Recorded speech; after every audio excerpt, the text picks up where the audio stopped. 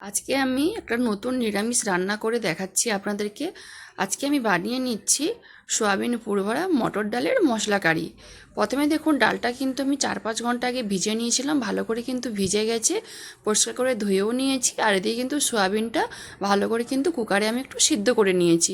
এবারে আমি প্রথমে কিন্তু মটর ডালটা বেটে নিচ্ছি। আমি তো মটর ডাল নিয়েছি, আপনারা মটর ডালের বদলে ছোলার ডাল, বেসন আর মুগ ডাল দিয়েও বানাতে পারেন।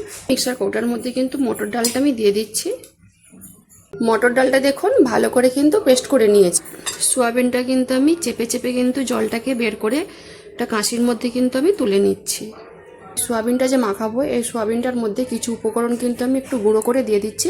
প্রথমে কিন্তু আমি একটা মিক্সার কৌটা নিয়েছি, কৌটার মধ্যে কিছু দেখুন নারকেল কুচিয়ে নিয়েছি, নারকেল দিয়ে দিলাম। আর দিয়ে দিচ্ছি দেখুন এর মধ্যে চীনাবাদাম 1 মুঠা মতো। চীনাবাদামটা কিন্তু হালকা আমি শুকনো খোলায় একটু ভেজে নিয়েছিলাম, দিয়ে দিলাম অল্প করে। আধা হাতা গুঁড়ো করে নিচ্ছি। এই দেখুন আধা আধা কিন্তু গুঁড়ো করে নিয়েছি। আপনারা কিন্তু কুচিয়েও দিতে পারেন, নারকেলটা আর বাদামটা কিন্তু ভেঙেও দিতে পারেন। এবারে কিন্তু এই সোয়াবিনটার মধ্যে আমি দিয়ে দিচ্ছি। এবারে দিয়ে দিচ্ছি পরিমাণ মতো নুন, সামান্য একটু হলুদ গুঁড়ো। এবারে এর মধ্যে আমি আদা কিন্তু একটু গ্রেটারে দিয়ে দিচ্ছি।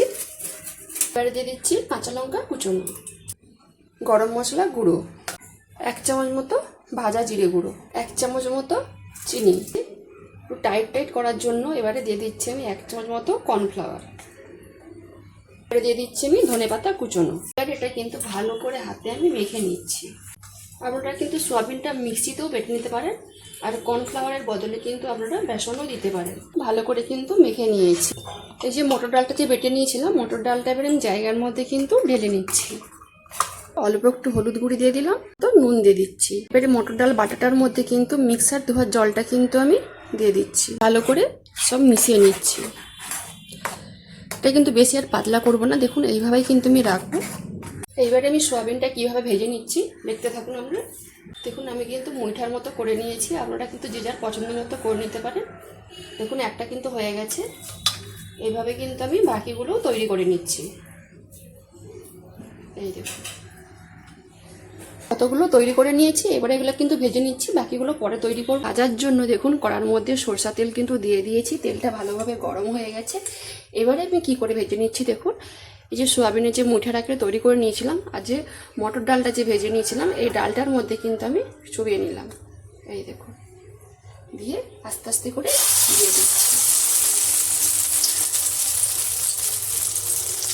5টার মতো কিন্তু দিয়ে দিয়েছি। এটা কিন্তু এবার হালকা আছে আস্তে আস্তে করে ভেজে নিতে হবে, নাহলে কিন্তু ভেঙে যাবে। একদিকে কিন্তু লাল লাল করে ভাজা হয়ে গেছে, অন্য পাশটা কিন্তু আমি লৌটে নিচ্ছি। দুদিক দেখুন লাল লাল করে কিন্তু ভেজে নিয়েছি, জায়গাতে তুলে নিচ্ছি। বাকিগুলো দেখুন আমি ভেজে নিচ্ছি। মশলাটা বেটে নিচ্ছি। কি মশলা নিয়েছি, 2টো টমেটো নিয়েছি, টমেটো কুচিয়ে নিয়েছি, আদা কুচিয়ে নিয়েছি, আর কাঁচা লঙ্কা। দিয়ে দিচ্ছি হলো কাজু বাদাম, দিয়ে দিচ্ছি টক দই। ভালো করে দেখুন মশলাটা কিন্তু বেটে নিয়েছি, কিন্তু জায়গাতে তুলে নিয়েছি। এবারে আমি তরকারিটা কিন্তু করে নিচ্ছি। এটা বসানোর জন্য কড়ার মধ্যে সরষের তেল দিয়ে দিয়েছি পরিমাণ মতো। এবারে ফোড়ন দিচ্ছি দেখুন গোটা গরম মশলা, শুকনো লঙ্কা, গোটা জিরে। ওই ফোড়নটার উপরে দিয়ে দিচ্ছি অল্প করে একটু হিং। ফোড়নটা আমার ভালোভাবে ভাজা হয়ে গেছে। এবারে দিয়ে দিচ্ছি বেটে রাখা মশলা, দিয়ে দিচ্ছি আমি একটা করে গুঁড়ো মশলা, অল্প করে হলুদ গুঁড়ো, কালারের জন্য 1 চামচ কাশ্মীরি লঙ্কা গুঁড়ো, ঝালের জন্য অল্প করে ঝাল লঙ্কা গুঁড়ো, অল্প করে একটু জিরে গুঁড়ো, 1 চামচ মতো চিনি। ভালো করে মিশিয়ে নিচ্ছি। মশলাটা কিন্তু ভালোভাবে কষানো হয়ে গেছে, সাইড থেকে তেল ছাড়তে শুরু করে দিয়েছে। এবারে দিয়ে দিচ্ছি আমি পরিমাণ মতো একটু জল, পরিমাণ মতো নুন দিয়ে দিচ্ছি। ঝোলটা কিন্তু ভালোভাবে ফুট ধরে গেছে। আমি কিন্তু এবারে ভেজে রাখা সব বড়াগুলো কিন্তু দিয়ে দিচ্ছি। বড়াগুলো দিয়ে কিন্তু আমি বেশিক্ষণ ফোটাবো না, আর এতটা ঝোল মনে হচ্ছে ঝোলটা কিন্তু পুরোই বড়াতে টেনে নেবে। 1 মিনিট মতো কিন্তু বড়াগুলো দিয়ে ফুটিয়ে নিয়েছি। এবারে আমি কিন্তু উপর থেকে দিয়ে দিচ্ছি গরম মশলা গুঁড়ো, দিয়ে দিচ্ছি ধনেপাতা কুচনো, 1 চামচ মতো কিন্তু ঘি।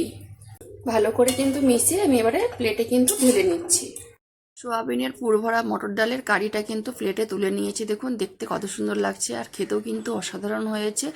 দেখলেন তো কিভাবে আমি নিরামিষের দিন সোয়াবিনের পুরভরা মটর ডালের মশলা কারিটা বানিয়ে ফেললাম। যদি বন্ধুরা রেসিপিটা ভালো লেগে থাকে তাহলে অবশ্যই একবার আমার মতো এইভাবে নিরামিষের দিন বাড়িতে বানিয়ে খান। খেয়ে যদি ভালো লেগে থাকে তাহলে অবশ্যই আমাকে কমেন্টে জানাবেন।